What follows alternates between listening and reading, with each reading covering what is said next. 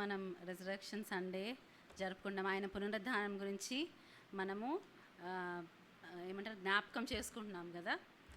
So మనం పొద్దునుంచి ఈ మాట పునరుద్ధాన శక్తి, పవర్ ఆఫ్ రెజరక్షన్ గురించి మనము ధ్యానిస్తున్నాం. సో కొన్ని విషయాలు యాక్చువల్లీ చాలా పెద్ద సబ్జెక్ట్ ఇది. మనం మాట్లాడితే ఎన్ని రోజులన్నా మాట్లాడుకోవచ్చు. కానీ కొన్ని విషయాలు మనము యాక్చువల్లీ దేవుని ఎలా, కొన్ని విషయాలు మనం ఆయన శక్తి ఏంటి, ఆయన ఎవరు, మరి ఆయన ఎలా తను తగ్గించుకున్నాడు, ఈ విషయాలు మనం చూసి మళ్ళీ ఎలా సమకూర్చబడ్డాడని కొన్ని విషయాలు మనం చూద్దాము. యేసు ప్రభు ఏమంటారు, ఐ యామ్ అన్న మాట, అంటే నేనే అన్న మాటలు ఎన్ని మాటలు ఉన్నాయి బైబిల్లో? కొత్త నిబంధనలో 7. కరెక్ట్, 7 ఉన్నాయి. సో అవేంటో చెప్పగలరా? నేనే మార్గము సత్యము జీవము. ఓకే, జీవాహారము నేనే. చెప్పండి గట్టిగా. పునరుద్ధానమును జీవం నేనే. ఓకే, ఇంకా జీవజలం. ఓకే, ఐ యామ్ అన్న మాటతో I'm the light of the world, నేను ఈ లోకానికి వెలుగై ఉన్నాను. ఇంకా నేను గొర్రెలకు మంచి కాపరిని. గొర్రెలకు మంచి కాపరిని. ఇంకొకటి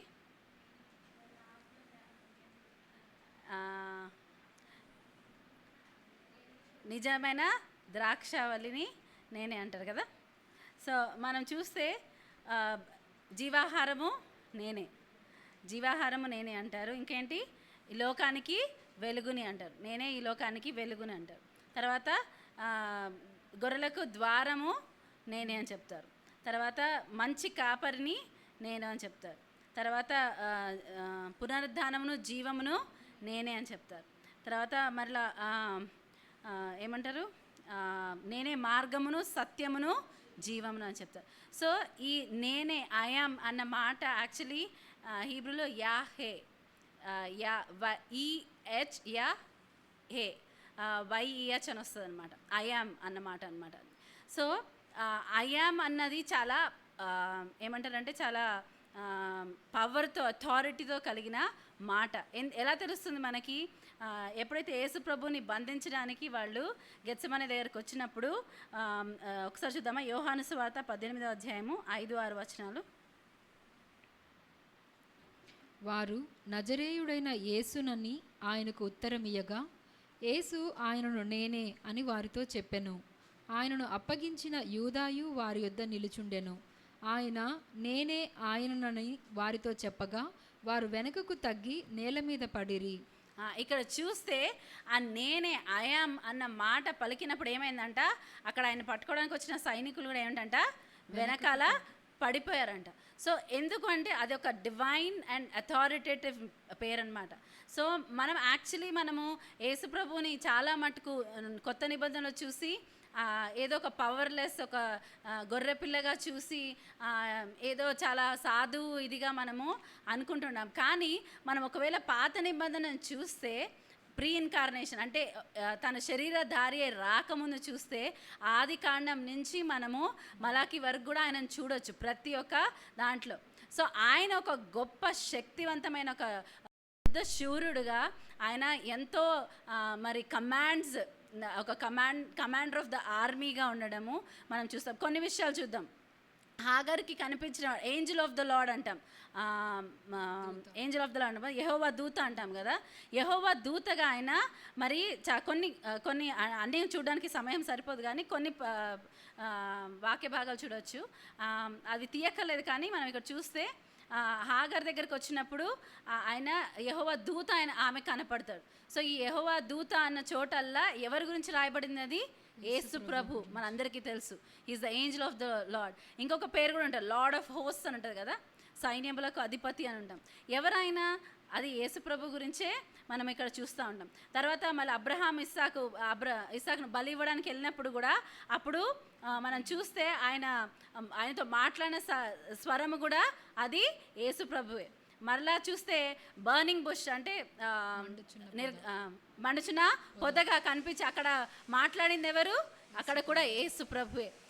తర్వాత మళ్ళీ ఎర్ర సముద్రం 2 పాయలుగా చేసినప్పుడు మాట్లాడింది కూడా the Angel of the lord అని ఉంటుంది, గాడ్ అని ఉంటుంది. అంటే యెహోవా దూత, దేవుడి యొక్క దూత అనే ఇక్కడ ఉన్న చెప్పిన సందర్భాలన్నింటిలో కూడా మనం చూస్తే ఏంటంటే అది యేసు ప్రభువే. మరి బిలాము తనకి ఎదురుగా వచ్చిన ఆ దూత ఎవరు? యేసు ప్రభువే.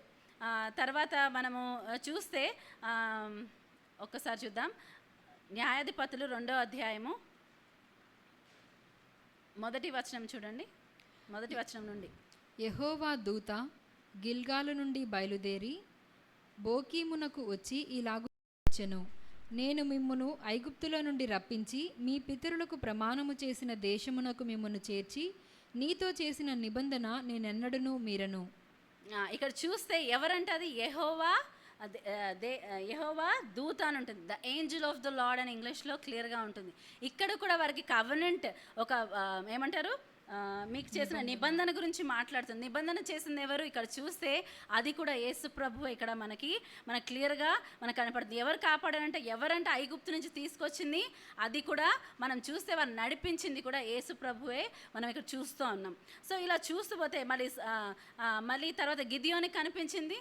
ఆయన ఏమంటారు, ద్రాక్షరస గానుగులు అక్కడ ఆయన ఏం చేస్తున్నాడు, గోధుమల్ని దుల్లగొడుతున్నప్పుడు యెహోవా దూత ఆయనకి ప్రత్యక్షమవుతాడు. అక్కడ మాట్లాడినప్పుడు ఎలా తెలుస్తుంది మనకంటే, అయ్యో నేను యెహోవా దూతను చూసి నేను ఇంకా మరి దేవుని చూసి నేను ఇంకా బ్రతికే ఉన్నానన్న ఆ స్టేట్మెంట్ వచ్చినప్పుడల్లా ఎవరిని చూశారు వాళ్ళు అంటే అది యేసు ప్రభువునే అన్నమాట.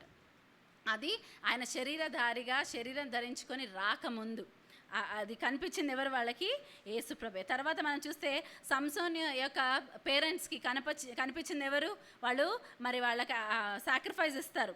ఆ సాక్రిఫైస్ ఇచ్చి అంటారు తర్వాత, అయ్యో మేము దేవునికి మరి సాక్రిఫైస్ ఇచ్చామో, మేము ఇంకా బతికే ఉన్నామని వాళ్ళు అంటారన్నమాట. ఎందుకు అది చేస్తారంటే ఆ యొక్క ఒకసారి చూస్తారమ్మా వర్స్ 13:22 అనుకుంటా చూడమా. ఆయన యెహోవా దూత అని మానోహ తెలుసుకొని, మనము దేవుని చూచితిమి గనుక మనము నిశ్చయముగా చనిపోదుమని తన భార్యతో అనగా, ఇక్కడ చూసారా, దేవుని దూత అని మనోహ తెలుసుకొని ఏమన్నా అంటే, మనం దేవుని చూసాం కాబట్టి మనము నిశ్చయంగా చచ్చిపోతామేమో అని. ఇక్కడ చూస్తే ఇది కూడా ఎవరి గురించి మాట్లాడబడుతుంది? మరి ఇది కూడా యేసు ప్రభు గురించే. అయితే అప్పటికి ఆ పేరు క్లియర్గా తెలియదేమో, కానీ మనకి న్యూ టెస్టిమెంట్లో క్లారిటీ వచ్చింది కొద్దిగా. తర్వాత మనం చూస్తే మళ్ళా 2 సమూయేలు 24వ అధ్యాయంలో కూడా చూస్తే తెగులు వచ్చినప్పుడు ఎంతమంది చచ్చిపోతారు? దాదాపు 70,000 మంది చనిపోతారు అనుకుంటా. 70,000 అయినా ఒకసారి చూడండి మా 16-17 2 సమూయేలు 24వ అధ్యాయము 16-17 వచనాలు చూడండి కదా. చదువు 15 అండి. ఓకే, ఇంగ్లీష్లో 16-17 చదవమా. 2 సమూయేలు 24వ అధ్యాయము 15. అందుకు యెహోవా ఇశ్రాయేలీయుల మీదకి తెగులు రప్పించగా ఆ దినము ఉదయము మొదలుకొని సమాజ కూటపు వేల వరకు అది జరుగుచుండెను. అందుచేత దాను నుండి బేర్షెబా వరకు 70,000 మంది మృతి నొందిరి. ఇక్కడ చూస్తే మనము యెరూషలేంని నాశనం చేయాలనుకున్నాడు, కానీ మళ్ళీ అరోనా కళ్ళెవ దగ్గరికి వచ్చినప్పుడు ఏమవుతుంది? అప్పుడు గాడ్ రిలెన్స్ అంట, అయ్యో ఆయన మొహం తిప్పుకుంటాడు అన్నట్టు ఉంటుంది. సో ఇక్కడ చూస్తే అది కూడా ఎవరు? యెహోవా దూత అని ఇక్కడ మరి మెన్షన్ చేయబడుతుంది. అది ఎవరు? మరలా ఇక్కడ కూడా యేసు ప్రభువే. మనం ఇంకా చూస్తే మరి 185,000 మందిని అసిరియన్స్ని చంపినట్టు ఉంటుంది కదా. అది 2 రాజులు 19వ అధ్యాయం 35వ వచనం.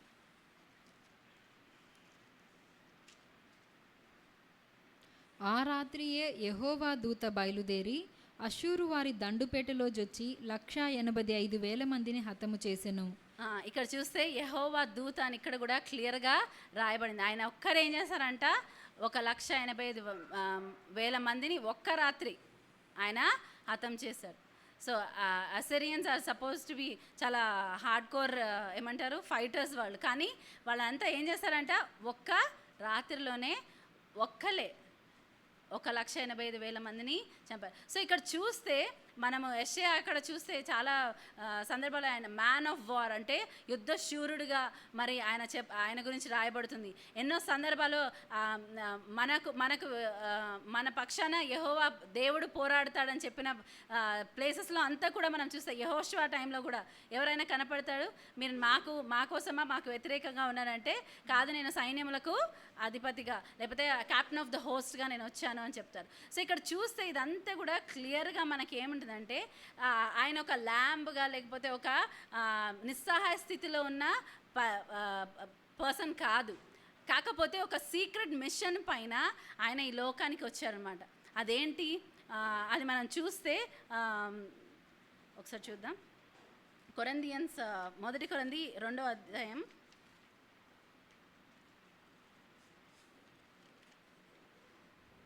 7-8 వచనాలు చదవండి.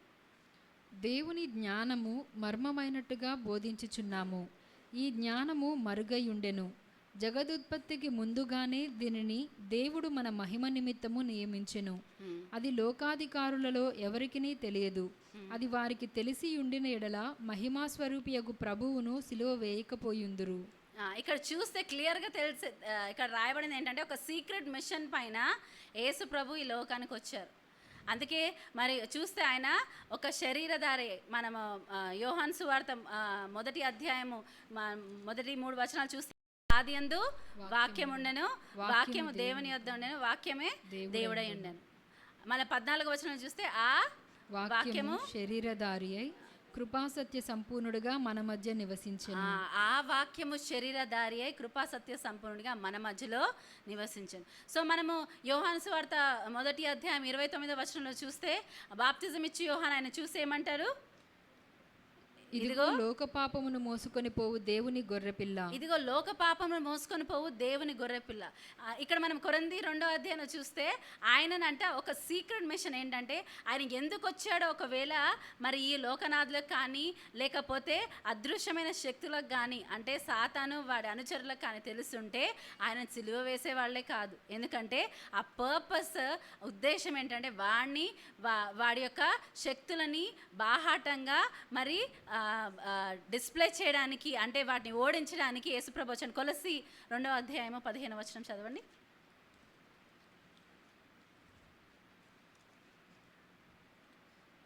మరియు అపరాధముల వలనను శరీరమందు సున్నతి పొందక యుండుట వలనను మీరు మృతులై ఉండగా దేవుడు వ్రాతరూపకమైన ఆజ్ఞల వలన మన మీద రుణముగాను మనకు విరోధముగాను నుండిన పత్రమును మేకులతో సిలువకు కొట్టి దాని మీది చేవ్రాతను తుడిచివేసి మనకు అడ్డము లేకుండా దానిని ఎత్తివేసి మన అపరాధములన్నిటినీ క్షమించి ఆయనతో కూడా మిమ్మును జీవింపచేసెను.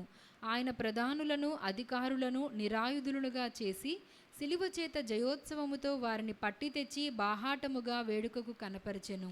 ఇక్కడ ఏం చేశారంటే ఆయన మళ్ళీ ఒకసారి మెల్లగా చదువుదామమ్మా. మరియు అపరాధముల వలనను శరీరమందు సున్నతి పొందక యుండుట వలనను మీరు మృతులై ఉండగా. మనం ఎట్లా మృతులైనామంటే అపరాధం వలన శరీరమందు సున్నతి పొందక యుండుట వలనను శరీరమందు సున్నతి పొందక ఉండుట వలన మృతులై ఉన్నామంట.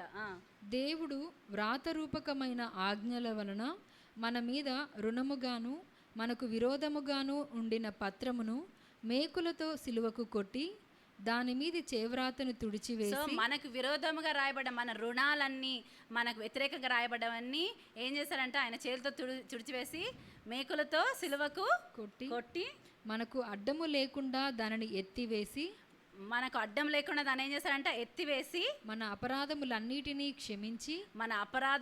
క్షమించి ఆయనతో కూడా మిమ్మును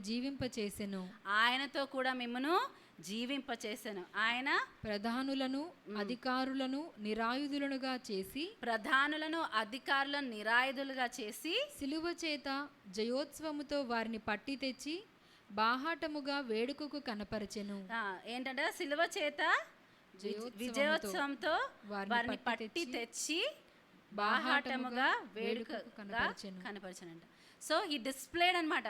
వారిని ఏంటంటే సిలువ ద్వారా ఏం చేస్తారంటే వాటి యొక్క శక్తులని వాటిని పవర్ని మనకు మనం ఏదైతే రుణం ఉన్నామో మనం ఏదైతే పోగొట్టుకున్నామో దాన్ని అంతా ఏం చేశాడంట, ఆయన సిలువకు దాన్ని మనకు వ్యతిరేకంగా రాయబడ్డ, రాతపూర్వకంగా రాయబడ్డ ప్రతి దాన్ని ఆయన చేత్తో తుడిచివేసి వాటి సిలువకు కొట్టి, మరి యొక్క వీటికి అంధకార శక్తులకి మన పవర్ అంతా ఏం చేశాడంట ఆయన దానంతా విరిచివేసి మనకు విజయోత్సాహంతో ఏం చేశాడంట వాటిని పట్టి తెచ్చి బాహాటముగా వేడుకగా కనపరిచాడు.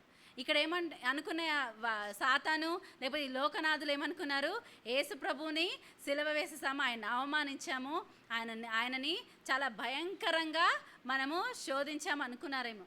కానీ అక్కడ జరిగింది ఏంటంట, అది ఎప్పుడు ఈ రోజు అంటే ఆయన 3వ రోజు తిరిగి లేచినప్పుడు అది అర్థమైంది. అప్పటి వరకు ఏమనుకున్నారు, ఆయన శిష్యులకు అర్థం కాలేదు, ఆయన ఎవరికి కూడా అర్థం కావట్లేదు ఆయన ఏం చేశాడు, ఎందుకంత ఘోరమైన మరణం మరణించాడు, ఎందుకు ఆయన ఇంత విపరీతమైన మరి వేదన అనుభవించాడు. సో ఇంత గొప్ప శక్తిగల దేవుడు జస్ట్ మన కోసము ఈ లోకానికి ఆయన ఒక మరి గొర్రె పిల్లగా వచ్చాడు. ఎలా అందుకే మరి బాప్తిజం ఇచ్చి యోహాను ఆయన చూసినప్పుడు ఇదిగో లోక పాపంను మోసుకొని పోవు దేవుని గొర్రె పిల్ల అన్నాడు. మనం ఫిలిప్పీలకు రాసిన పత్రిక 2వ అధ్యాయం చూస్తే ఆయన గురించి ఇప్పుడు మనం చూసాం కదా, ఓల్డ్ టెస్టిమెంట్లో పాత నిబంధనలో ఆయన ఏమై ఉన్నాడు మనం చూసాము. ఆయన ఇప్పుడు కొత్త నిబంధనలో ఆయన ఎందుకు అంత తగ్గించుకొని వచ్చాడని ఒకసారి మనకు తెలిసిన వాక్య భాగ్యమే కానీ మనం చూద్దాం. ఫిలిప్పీలకు రాసిన పత్రిక 2వ అధ్యాయము 5వ వచనం నుంచి చూద్దాం. క్రీస్తు యేసునకు కలిగిన ఈ మనసు మీరును కలిగి ఉండుడి. ఆయన దేవుని స్వరూపము కలిగిన వాడై ఉండి దేవునితో సమానముగా ఉండుట విడిచిపెట్టకూడని భాగ్యమని ఎంచుకొనలేదు గాని మనుషుల పోలికగా పుట్టి దాసుని స్వరూపమును ధరించుకొని తనను తానే రిక్తునిగా చేసుకొనెను.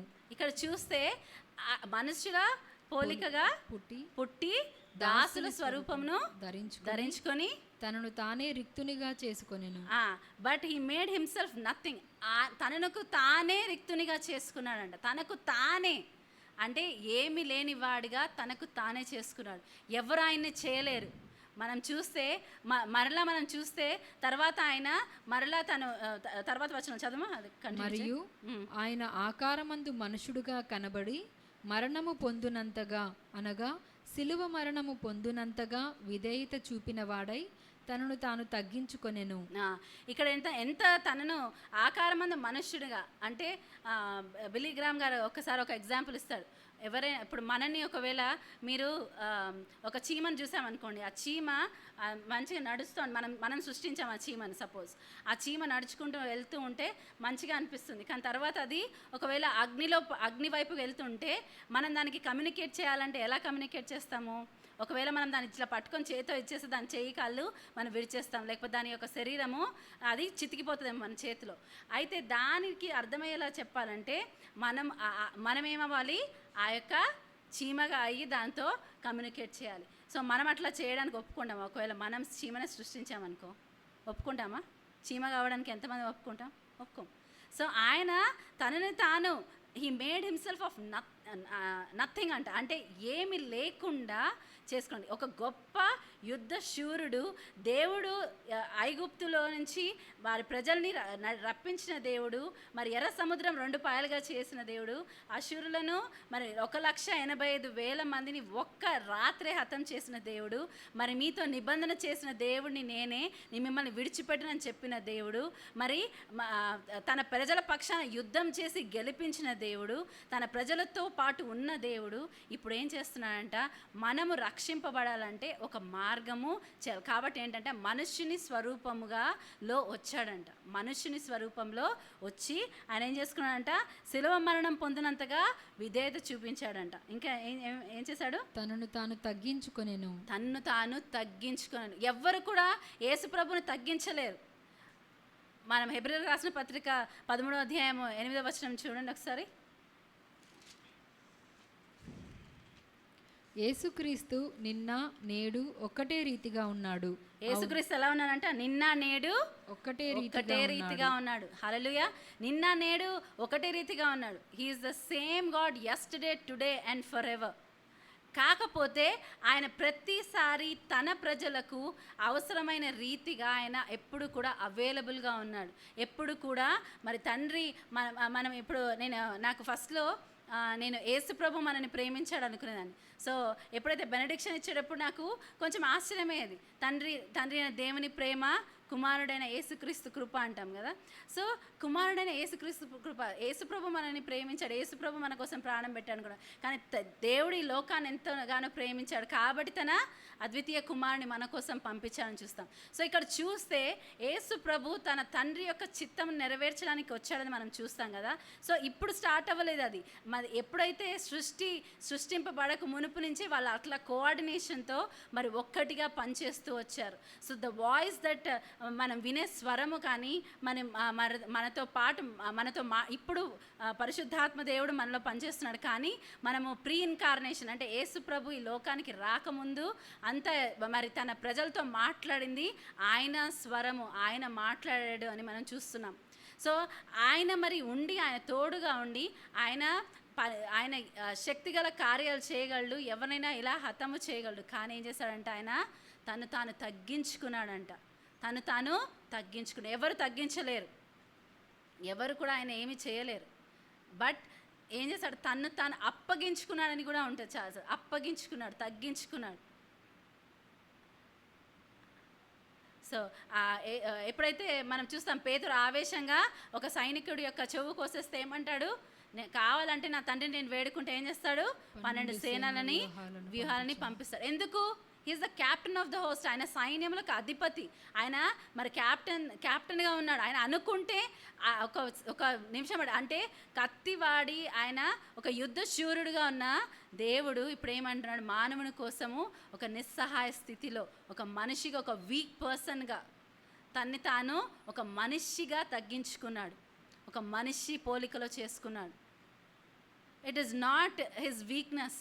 అది ఆయన చాలా ఈ లోకపరంగా మరి యేసు ప్రభు మనకు అర్థమయ్యే విధంగా దేవుడు ఉండాలంటే ఇదే మార్గం. కాబట్టి ఏంటంటే ఒక మనుష్యుని రూపంను దాల్చుకొని ఆయన మన మధ్యలోకి వచ్చాడంట. ఆయన ఒక మనిషి రూపంను దాల్చుకొని మన మధ్యలోకి వచ్చాడు. కానీ ఆయన మరి తర్వాత చూద్దాని 9వ వచనం చదవమా. అందుచేతను పరలోకమందున్న వారిలో కానీ, భూమి మీద ఉన్న వారిలో కానీ, భూమి క్రింద ఉన్న వారిలో కానీ ప్రతివాని మోకాలును యేసు నామమున వంగునట్లును, ప్రతివాని నాలుకయు తండ్రి అయిన దేవుని మహిమార్థమై యేసుక్రీస్తు ప్రభువని ఒప్పుకొనున్నట్లును దేవుడు ఆయనను అధికముగా హెచ్చించి ప్రతి నామమునకు పైనామమును ఆయనకు అనుగ్రహించెను. ఇక్కడ చూస్తే ఆయన అన్ని నామముల కన్నా పైనామముగా దేవుడు ఆయన హెచ్చించాడంట. హల్లెలూయా. అన్ని నామముల కన్నా పైనామం. మనం ఎఫెసీయులకు రాసిన పత్రిక 21వ అధ్యాయం 20వ వచనం చూద్దాం. 20వ వచనం నుండి.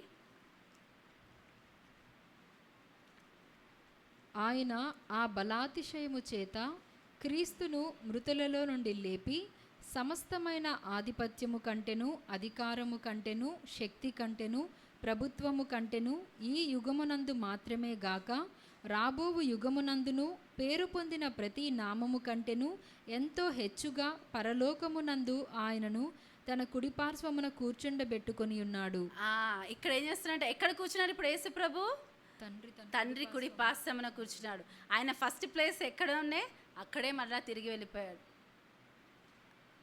ఇంకా మరలా ఆయన వచ్చి మరలా మన పాపాల కోసం చనిపోయేది మరలా ఒకటి లేదు. ఈసారి వచ్చినప్పుడు ఆయన ఒక జడ్జిగా లేకపోతే ఒక ఏమంటారు ఆయన సంఘాన్ని ఆయన తీసుకొని వెళ్తాడు. తర్వాత మనం ప్రకటన గ్రంథంలో చూస్తే he is restored to his అంటే ముందు యొక్క శక్తి, ముందు యొక్క పేరు, ముందు యొక్క ఆ ఘనతకు ఆయన రెస్టోర్ చేయబడ్డాడు. హల్లెలూయా. మనము ఇక్కడ ఏమంటున్నా అంటే మనము ఆయనతో పాటు ఆ యొక్క అనుభవంలోకి రావాలి. మనము ఆయనతో పాటు మనము కూడా ఆ యొక్క ఆయన అనుభవించేది మనం కూడా అనుభవించడానికి ఏం చేశాడు దేవుడు? యేసు ప్రభు ఈ లోకానికి వచ్చి ఒక మార్గాన్ని చేశాడు. అందుకే యేసు ప్రభు ఏమన్నా, నేనే మార్గమును, నేనే సత్యమును, నేనే జీవమును, నా ద్వారా తప్ప ఎవరు కూడా తండ్రి యొద్దకు వెళ్ళలేరు. సో అంత గొప్ప దేవుడు ఒక మనిషిగా వచ్చాడు, ఒక మనిషిగా, ఒక హెల్ప్లెస్ పర్సన్గా. అంటే అంత మహిమ, శక్తి, ప్రభావం గల దేవుడు మనిషిగా ఈ లోకానికి రావడం అంటే చాలా, మనము చీమ అనుకున్నాం కానీ చీమ కన్నా ఇంకా హీనమైనది ఏదైనా ఉంటే అదిగా అవ్వడమే కాక ఆ చీమలందరూ మనని, ఆ చీమతో మనం ఆ చీమను రక్షించడానికి వెళ్తే ఆ చీమ వేరే చీమలన్నీ పిలిచి మనని కొరికి చంపించింది అనుకోండి, ఎలా ఉంటుంది? మనమే ఎలా అదే మనం కూడా చేస్తామన్నమాట. అదే యేసు ప్రభుతో మనం కూడా చేసాం. మన పాపాలు వలనే ఆయన సిలువ వేయబడ్డాడు ఉంది కదా, మన కోసం, మన పాపాలు, మన శాపాలు, ఆయన అవమానాన్ని ఎట్లా, ఆయన సీక్రెట్గా అవమానాన్ని భరించలేదు కానీ పబ్లిక్ హ్యూమిలియేషన్, శిలువ మరణం పొందినంతగా, అంటే అది ఘోరమైన మరణం అని మనకందరికీ తెలుసు. కానీ దేవుడు ఏం చేస్తాడంటే ఆయనని అన్నిటికీ పైగా హెచ్చించాడు. ఈ యుగమే కాక రాబో యుగాలన్నిట్లో చదువుమా 22nd ఈ యుగమునందు మాత్రమే గాక రాబో యుగమునందును పేరు పొందిన ప్రతి నామము కంటెను ఎంతో హెచ్చుగా పరలోకమందు ఆయనను తన కుడి కూర్చుండబెట్టుకుని ఎంతో హెచ్చుగా అంట, ఎంతో హెచ్చుగా అంటే ఎవరు చేరుకోలేరు. ఒకవేళ ఆయన ఒక అవకాశం ఇస్తే మనకేం చేస్తాడంటే ఆయనతో పాటు కూర్చుండడానికి మనకు అవకాశం ఇచ్చాడు. 2వ అధ్యాయం 6వ వచనం చూడండి. క్రీస్తు యేసునందు ఆయన 4వ వచనం చదువుమా. ఆయనను దేవుడు కరుణా సంపన్నుడయుండి మనము మన అపరాధముల చేత చచ్చిన వారమై ఉండినప్పుడు సైతము మన ఎడల చూపిన తన మహా ప్రేమ చేత మనలను క్రీస్తుతో కూడా బ్రతికించెను. ఇక్కడ చూస్తే మనం ఎప్పుడంట, మనం ఏదో నీతిమంతులుగా ఉన్నప్పుడు కాదంట, మనం అపరాధులుగా ఉన్నప్పుడు, పాపంలో మనం చచ్చిన వారిగా ఉన్నప్పుడు ఏం చేస్తాడైనా మనల్ని ఏం చేస్తాడంట, ఒకసారి చదవమని లేదు. మనము మన అపరాధముల చేత చచ్చిన వారమై ఉండినప్పుడు సైతము మన ఎడల చూపిన తన మహా ప్రేమ చేత, మన ఎడల చూపిన మహా ప్రేమ చేత మనలను క్రీస్తుతో కూడా బ్రతికించెను. క్రీస్తుతో కూడా బ్రతికించాడంట. అంతేకాకుండా ఏం చేశారంట, కృపచేత మీరు రక్షింపబడి ఉన్నారు. క్రీస్తు యేసునందు ఆయన మనకు చేసిన ఉపకారము ద్వారా అత్యధికమైన తన కృపా మహదైశ్వర్యమును రాబో యుగములలో కనపరచు నిమిత్తము క్రీస్తు యేసునందు మనలను ఆయనతో కూడా లేపి పరలోకమందు ఆయనతో కూడా కూర్చుండబెట్టెను. ఇక్కడ ఆయనతో కూడా లేపి మనను పరలోకంలో ఆయనతో పాటు కూర్చుండబెట్టాడంట. మనకు అర్హత ఉందా అసలు? మనము చిన్న చిన్న విషయాల్లో మనం చాలా అతిశయపడుతుంటామేమో. మనము ఒకవేళ మనం ఈ యొక్క వాస్ట్ దేవుని యొక్క అద్భుతమైన ప్రణాళికను మనం గుర్తించకపోతే మన చిన్న చిన్న దానికి మనం ఏమనుకుంటాము, అబ్బా ఇది నా వల్లే, అబ్బా ఇది నా ప్రార్థన, అబ్బాయి లేకపోతే నేను ఇచ్చేసాను, అబ్బా నేను వచ్చేసాను అనుకుంటా. కానంట మనం అపరాధంలో ఉన్నప్పుడు, మనం ఇంకా పాపులుగా ఉన్నప్పుడే ఆయన మనని ప్రేమించి అక్కడే వదిలిపెట్టలేదు. మనం తప్పిపోయిన కుమారుడిని చూస్తే అది మనమే కదా. తప్పిపోయిన కుమారుడి తండ్రి దూరం నుంచి చూసి ఆయన ఏమనుకున్నాడు, నా తండ్రి ఇంట్లో సేవకులు కూడా దీనికన్నా బెటర్ పొజిషన్లో ఉన్నారు, సో నేను నా తండ్రి ఇంటికి తిరిగి వెళ్ళి ఒక సేవకుడుగా ఉంటాను, ఒక పనివాడుగా ఉంటాను, కొడుకుగా ఉంటాను అనుకోలేదు. కానీ తండ్రి ఏం చేశాడంట, ఆయన దూరం నుంచి రావడమే చూసి పరిగెత్తుకొని వెళ్ళి ఆయన ముద్దు పెట్టుకొని తన మరలా పూర్వస్థితికి ఆయన ఇంకా ఇచ్చేసి ఇంకా ఏం చేశాడంట, కుమారుడు తిరిగి వచ్చాడని గొప్ప విందు చేశాడంట కదా. సో ఇక్కడ చూస్తే తండ్రి మనకు అర్హత లేదు కానీ ఆయనతో పాటు మనని కూర్చుండబెట్టాడు. హల్లెలూయా. సో ఆ పునరుద్ధాన శక్తి ఇక్కడ మనం చూస్తే అదేదో చిన్న సింపుల్ థింగ్ కాదు. మనం చూస్తాము అపోస్తులు ఎప్పుడైతే ఆ పునరుద్ధాన శక్తిని కనుక్కున్నారో వాళ్ళ ద్వారా దేవుడు గొప్ప కార్యాలు చేశాడు.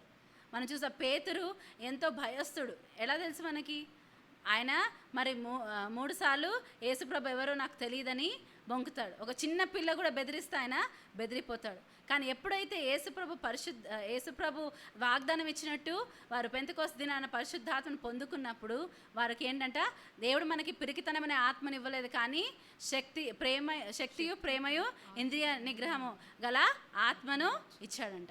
సో అప్పుడు ధైర్యం వచ్చింది. అప్పుడు ఏంటంటే పునరుద్ధాన శక్తిని వారు గ్రహించారు, తెలుసుకున్నారు. శత్రువు ఎప్పుడు కూడా, సాతానుడు ఎప్పుడు కూడా మనం ఆ పునరుద్ధాన శక్తి తెలుసుకోకుండా మనని అడ్డగిస్తాడు. ఎందుకంటే ఒకవేళ మనం ఆ పునరుద్ధాన శక్తిని తెలుసుకుంటే మనం అంత లిమిటెడ్ పీపుల్గా ఉండం. పేతురు ఒక చేపల్ని పట్టేవాడు. మరి అంత చదువుకోనంత జ్ఞానవంతుడు కాదేమో. కానీ ఇక్కడ చూస్తే ఏంటి, పేతురు నీడ పడినప్పుడు కూడా స్వస్థతలు జరిగాయంట. వారి ద్వారా ఎన్నో అద్భుత కార్యాలు జరిగాయి. పేతురు ద్వారా మనం చూస్తే అన్యులకు మరి సువార్త, కొర్నేలి కుటుంబం అంతా అక్కడి నుంచే కదా, అన్యులకు ఒక ద్వారం తెరవబడింది మరి సువార్త ప్రకటింపబడడానికి. పౌలు ద్వారా చూస్తే చాలా విశేషమైన అద్భుతాలు జరిగాయనండి. ఎట్లా ఆయన మరి రుమాలు తగిలితే కూడా స్వస్థతలు జరిగాయంట. అపొస్తలుల కార్యం 19:11 చూడండి.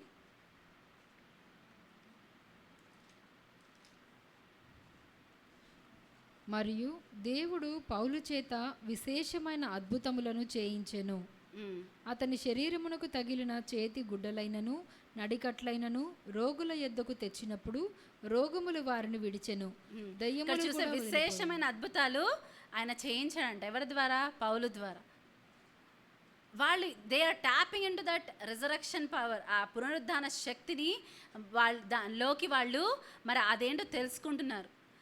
కానీ పౌలు ప్రార్థన ఏముంది ఇక్కడ? మరలా నేను ఫిలిప్పీలకు రాసిన పత్రిక 3వ అధ్యాయము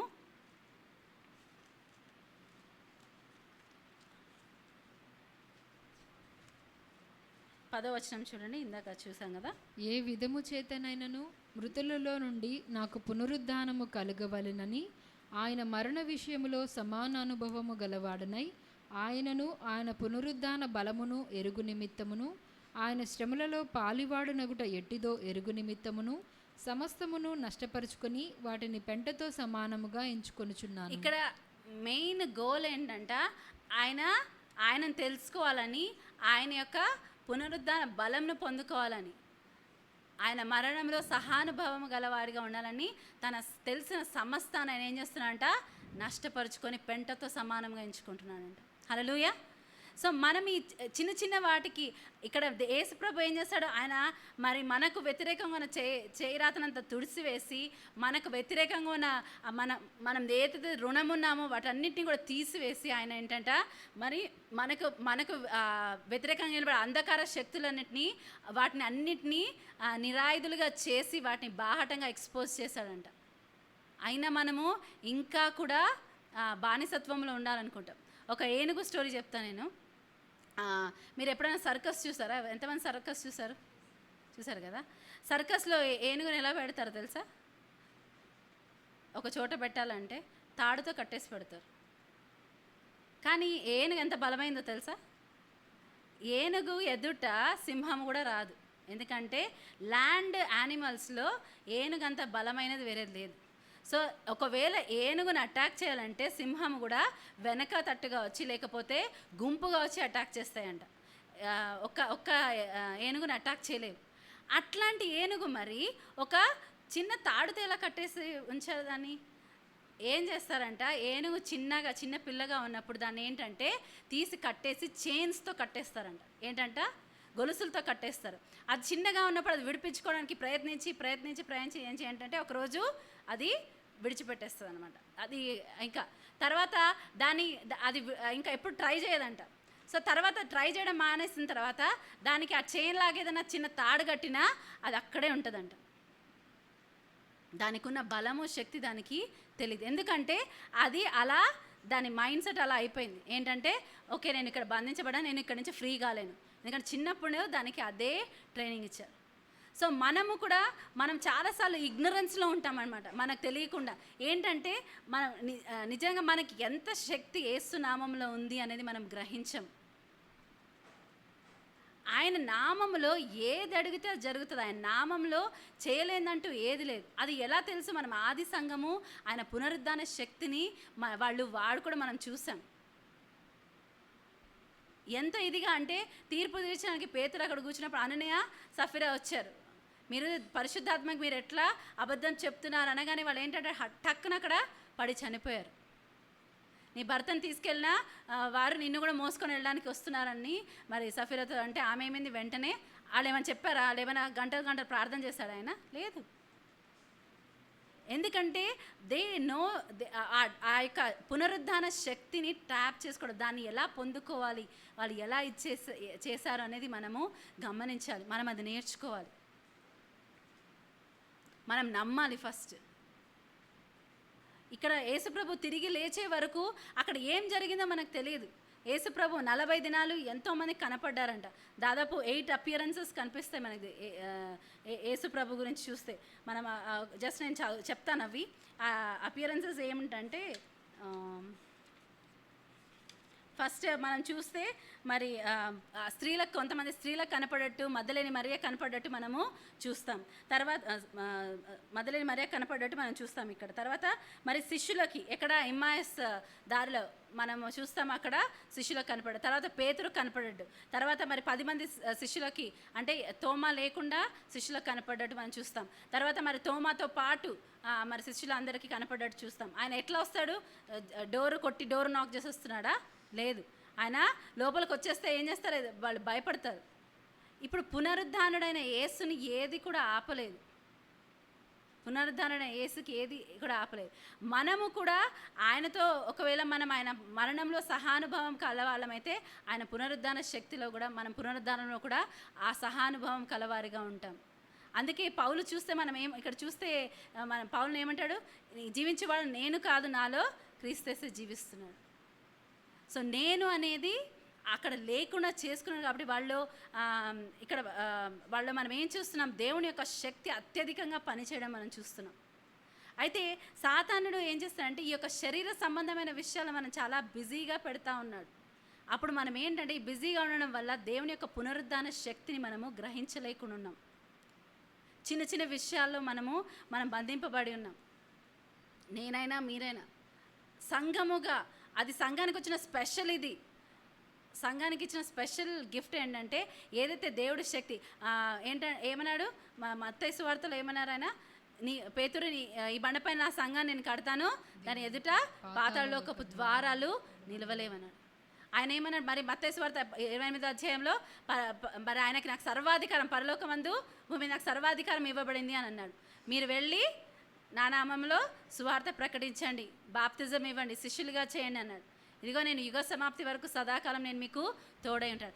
దేవుడు తోడుగా నడిచినప్పుడు ఇజ్రాయేలీలు ఏమైంది? వాళ్ళు ఊహించలేని అద్భుతాలు అక్కడ జరిగినాయి. పగలు మేఘస్తంభమై, రాత్రి అగ్నిస్తంభమై వారిని నడిపించాడు. ఇక్కడ ఏంటంటే మనం మార్కు సువార్తలో చూస్తాం, వారు బయలుదేరి వెళ్ళుచుండగా ప్రభువు వారికి సహకారి అయ్యండి. ప్రభు అంటే మనము ల్యాంబ్ అనుకుంటున్నాం, అంటే ఇంకా గొర్రె పిల్ల లాంటి యేసు ప్రభు మనని వెంబడిస్తున్నాడు అనుకున్నాం. లేదు, సర్వశక్తిమంతుడు. ఆయనకి అసాధ్యమైంది, ఆయనకు అడ్డుగా నిలబడేది ఏది కూడా లేదు. ఆ శక్తిమంతుడు మనకు తోడుగా ఉన్నాడని మనం గ్రహిస్తున్నామా?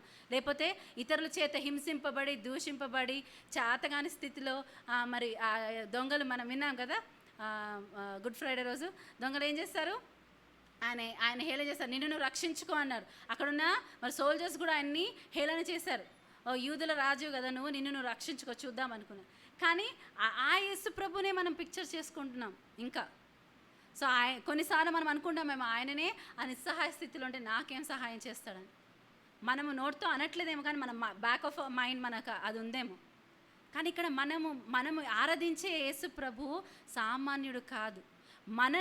మనం ఏదైతే తప్పిపోయిన స్థితిలో, మరణించిన స్థితిలో, కోల్పోయిన స్థితిలో ఉన్నామో ఆ స్థితి నుంచి మనం లేవనెత్తడానికి ఆయన మన స్వరూపంలో ఒక మనిషిగా వచ్చాడు. వచ్చి ఆయన ఏం చేశాడు? ఆయన మరలా తిరిగి లేచాడు. తిరిగి లేచి తండ్రి కుడి పార్శ్వంలో కూర్చున్నాడు, అన్నిటిపైన అధికారిగా కూర్చున్నాడు. మనని కూడా ఆ ప్లేస్లో కూర్చోబెట్టాడని చెప్తున్నాడు. కానీ మనం కూడా ఇంకా మన అవిశ్వాసంతో, లేకపోతే మనం ఆ యొక్క శక్తిని గ్రహించలేక మనం ఇంకా ఓడిపోయిన స్థితిలోనే ఉండడానికి ఇష్టపడుతున్నామేమో. మనము గమనించుకోవాలి. ఈ పునరుద్ధాన శక్తిని మనం ట్యాప్ చేయగలుగుతున్నామా? మనం అది పొందుకోగలుగుతున్నామా? మనము దాంట్లో ఆపరేట్ ఎందుకు చేయలేకపోతున్నాము? మనకు దేవుని శక్తిని ఆయన ఆల్రెడీ ఇచ్చాడంట, అన్నిటినీ సమాప్తం చేశాడంటే మనకు అడ్డుగా ఉన్న ప్రతిదాన్ని యేసుప్రభు ఏం చేశాడు? తొలగించి వేశాడు. హల్లెలూయా! ఎంతమంది నమ్ముచున్నాము? మనకు అడ్డుగా ఉన్న ప్రతిదాన్ని యేసుప్రభు తొలగించి వేశాడు. చెప్పండి అందరూ, మనకు అడ్డుగా ఉన్న ప్రతిదాన్ని ఏం చేశాడు? యేసయ్య తొలగించి వేశాడు. సమాప్తమైంది అంటే యేసుప్రభు అబద్ధం చెప్పట్లేదు. సో ఆయన చెప్పాడు ఇక్కడ కొలస్సీ 2:15 నుంచి మనం చూసాం కదా, అన్నిటినీ ఆయన నిరాయుధులుగా చేసి ఆయన ఏం చేశారు? విజయోత్సాహంతో అన్నిటినీ మనకు వ్యతిరేకంగా ఉన్నటిని ఆయన నిరాయుధులుగా చేశాడంట. అవి ఏమీ చేయలేవు. మన మీద రుణస్థులు, దేనికి ఎవరికి రుణస్థులుగా లేము. We are free. మనం స్వతంత్రులుగా ఉన్నాం. అయినా మన మైండ్లో ప్రకృతి సంబంధమైన మనుషుడికి ఆత్మ సంబంధమైన విషయాలు అర్థము కావంట. ఎప్పుడైతే మనం ప్రకృతి సంబంధమైన మనుష్యుడిగానే ఉండడానికి ఇష్టపడతామో ఆత్మ సంబంధమైన విషయాలు అర్థం కావు. యేసుప్రభుని ఇంకా ల్యాంబ్గానే మనం చూస్తున్నాం, నిస్సహాయుడిగా ఉన్న ల్యాంబ్గా కాదు. ఇప్పుడు ఆయన ఎక్కడ కూర్చున్నాడు? ఒకరోజు ఆయన ధవళ సింహాసనం పైన కూర్చున్నప్పుడు ఏమవుతుందంట, భూమి ఆకాశం కూడా ఆయన సన్నిధి నుంచి పారిపోతాయంట. ఏవి కూడా నిలబడలేవంట. 24 పెద్దలు ఏం చేస్తున్నారు? ఒక స్క్రోల్ని విప్పడానికి ఎవరికి అర్హత లేదని చెప్పి వాళ్ళు ఏడుస్తున్నారు. కానీ ఏంటంట, గొర్రెపిల్ల ఆయనకు అధికారం ఉంది, ఆయన ఏం చేస్తాడు? ఆ స్క్రోల్ని విప్పగలడు. ఏది ఆయన చేయలేంది, ఏది ఆయన క్రింద లేనిది అంటూ ఏది లేదు. ఆయన దేని కింద రాడు, అన్ని సమస్తం ఆయన కింద ఉన్నాయంట. హల్లెలూయా. ఆ పునరుద్ధాన శక్తి మనము గ్రహించగలుగుతున్నాం. నమ్ముతున్నామా ఆ పునరుద్ధాన శక్తిని? ఈరోజు యేసుప్రభు సజీవుడిగా తిరిగి లేచాడని మనం ప్రతి సంవత్సరం జ్ఞాపకం చేసుకుంటున్నాం. కానీ నిజముగా ఆ యొక్క శక్తిని మనము అనుభవించుతున్నామా? ఎందుకంటే మనము దేవుని ఆ పనిలో ఏమంటారు, అది గ్రహించడంలో తప్ప వేరే విషయాలు మనము చాలా బిజీ అయిపోతున్నామేమో. ఈ లోకపరమైన జ్ఞానం సంపాదించుకుంటున్నామేమో, ఈ లోకపరమైన అన్నీ సంపాదించుకున్నామేమో. కానీ ఇవన్నీ సంపాదించుకొని ఆయన పునరుద్ధాన శక్తిని మనం ఎరగకపోతే, పౌలు ఏమంటున్నాడు?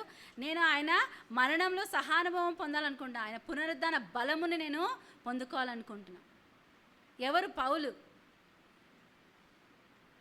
వీళ్ళు ఇవి స్టేట్మెంట్స్, జీవించేవాడిని నేను కాదు, నాలో క్రీస్తేసే జీవించి నడిపిస్తున్నాడని అంట.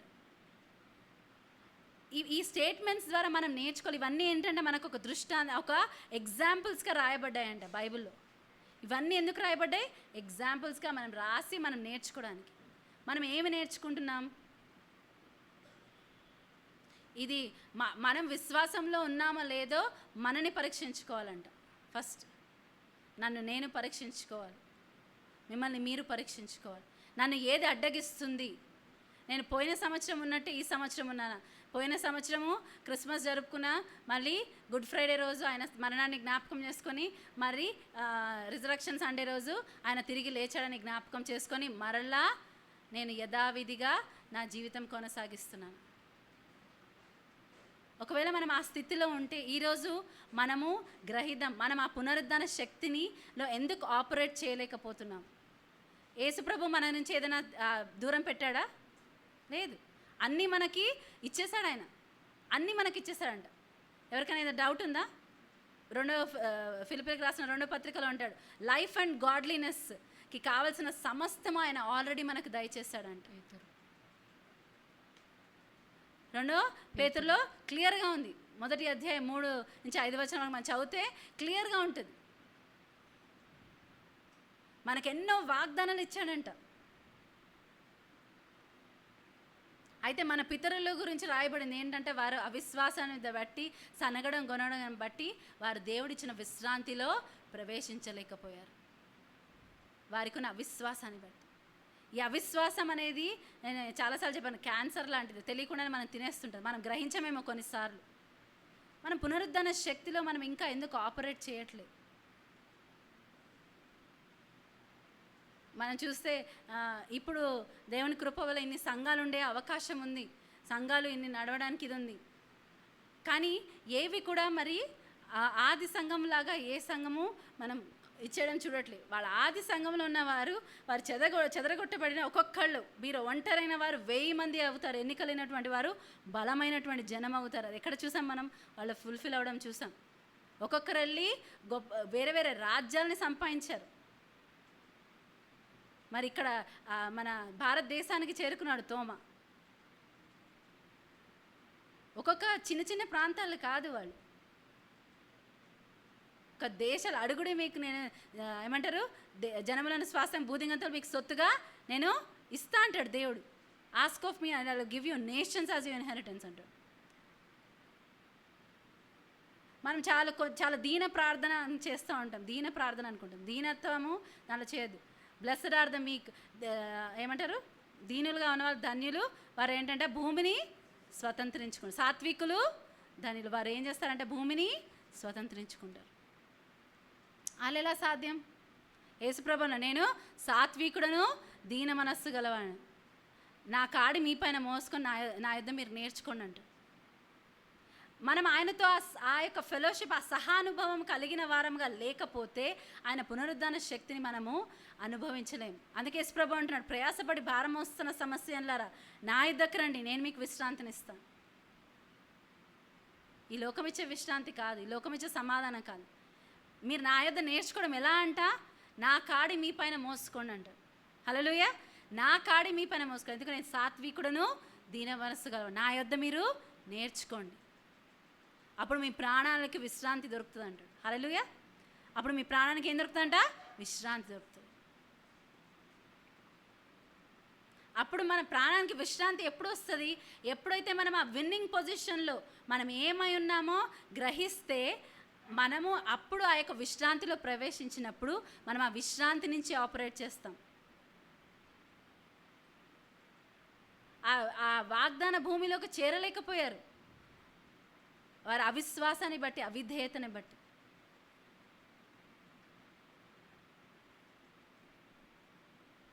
యేసు ప్రభు అంట మృతులకు సజీవులుగా ఉన్న వారు అందరికి కూడా ఆయన ప్రభు అంట. సో చూద్దామా, రోమా 14:9 అనుకుంటా, చూడమా.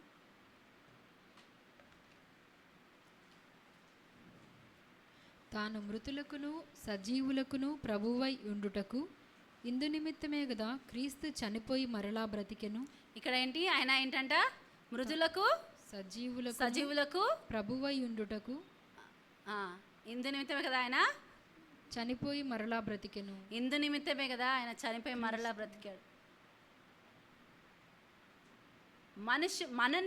మనని తండ్రితో సమకూర్చడానికి, మరలా మనని తిరిగి మనకున్న ఆ యొక్క ఏదైతే తండ్రి మొదటగా ఏర్పాటు చేశాడో ఆ యొక్క ఇది ఇవ్వడానికి మనకి దేవుడు ఏం చేస్తాడు, ఆ యొక్క ఆయన తనని తాను తగ్గించుకొని మనుషునిగా వచ్చి ఆయన మనకు ఏం చేస్తాడు, ఆయన మృతులకు సజీవులకు ప్రభు ఆయన ఏం చేశాడు, ఆయన మరణించి ఆయన మరలా తిరిగి లేచాడంట. అందుకనే ఇప్పుడు ఆయనకు వ్యతిరేకంగా ఏది కూడా నిలవలేదు. అంటే ఒకవేళ మనం ఆయన పునరుద్ధాన శక్తిని నమ్మితే, ఒకవేళ మనం ఆయన పునరుద్ధానాన్ని మనం నిజంగా సీరియస్గా తీసుకుంటే, మనము క్రైస్తవులుగా మనకు అడ్డుగా ఏది నిలవలేదు. దేవుడి యొక్క రాజ్యాన్ని అణిచివేయాలని ఎప్పటి నుంచో ప్రయత్నాలు జరుగుతున్నాయి. అణిచివేయగలిగారా? లేదు. ఎంత అణచాలనుకుంటే అంత విస్తరిస్తుంది. మనం చూస్తాం కదా, దానియేలు నెబుకద్నెజరుకు వచ్చిన కళను చెప్పినప్పుడు దేవుని యొక్క రాజ్యం అదంటే భూమి అంతా విస్తరిస్తుందంట. ఎంతమంది ప్రయత్నించినా, ఎంతో ఘోరమైన లీడర్స్ వచ్చారు, ఎంతో ఘోరంగా మరి యూదులని హింసించిన వారు వచ్చారు, పర్సిక్యూషన్ చేసిన వారు వచ్చారు, ఎంతో భయంకరమైన విషయాలు చేసిన వారు వచ్చారు. అయినా కానీ దాన్ని ఆపడం ఎవరి తరము కాదు. ఎందుకంటే దేవుడికి వ్యతిరేకంగా ఎవరు వెళ్ళరు. అందుకే సౌలుతో అంటాడు, సౌలు చాలా అత్యాశక్తితో దమస్కస్కి బయలుదేరాడు. ఏం చేయాలని? క్రైస్తవులను హింసించాలని. ఆయన ఎంత మర్సిలెస్గా ఉన్నాడు, స్త్రీలను పిల్లల్ని కూడా విడిచిపెట్టట్లేదంట. కానీ దేవుడు, సౌలా నువ్వు నన్ను ఎలా హింసిస్తున్నావు, మునుగోలుకి ఎదురుగా నువ్వు తన్నలేవు, నువ్వు వెళ్ళలేవు అని చెప్తున్నాడు. You cannot kick against the గోడ్స్.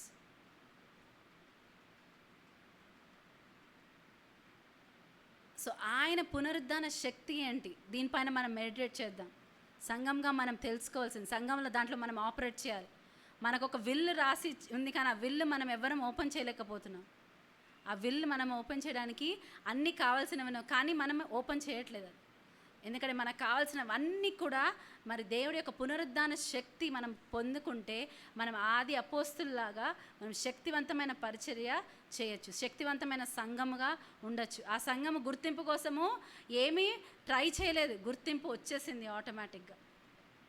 ఇప్పటికి కూడా ఇన్ని వేల సంవత్సరాలైనా కానీ మనం ఆ సంఘం గురించి మాట్లాడుకుంటున్నాం. ఆది సంఘం వాళ్ళు గుర్తింపు కోసం ఏమీ చేయలేదు, వాళ్ళు ఒక్కటే ఆసక్తి కలిగి ఉన్నారు, మేము సిలువ వేయబడిన క్రీస్తుని ప్రకటిస్తున్నాం.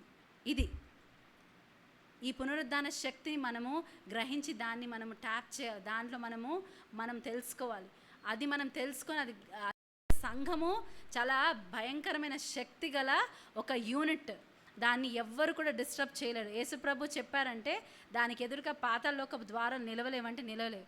కానీ సంఘంని ఎలా వీక్ చేయాలో దానికి తెలుసు. బిలాము ఏం చేస్తాడు, ఆ బారాక్ రాజుతో ఏం చేస్తాడు, వాళ్ళని ఎదురుగా అయితే ఎవరు ఏం చేయలేరు, కానీ ఏం చేశాడు, అడ్డదోవలు చెప్పాడు వాళ్ళని ఎట్లా అటాక్ చేయాలని. అందుకే బిలాము బోధలు గురించి హెచ్చరిస్తాడు ప్రకటనలో.